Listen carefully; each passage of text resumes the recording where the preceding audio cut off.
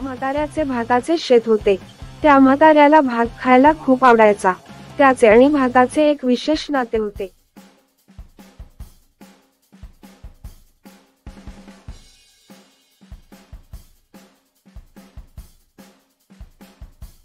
माहिती नाही की काय खास होतं त्या म्हाताऱ्याच्या पिकविलेल्या भातात, पण त्याने पिकविलेला भात हा जगातील सगळ्यात स्वादिष्ट उत्तम भात होता. अनेक लोक त्याचा भात खायचे आवडीने.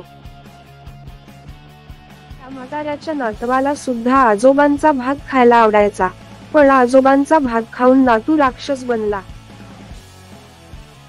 नक्की हा भात काय आहे हे एक रहस्यच आहे. आजोबांचा भात खाऊन त्यांचा नातू राक्षस का बनला हे रहस्य आहे.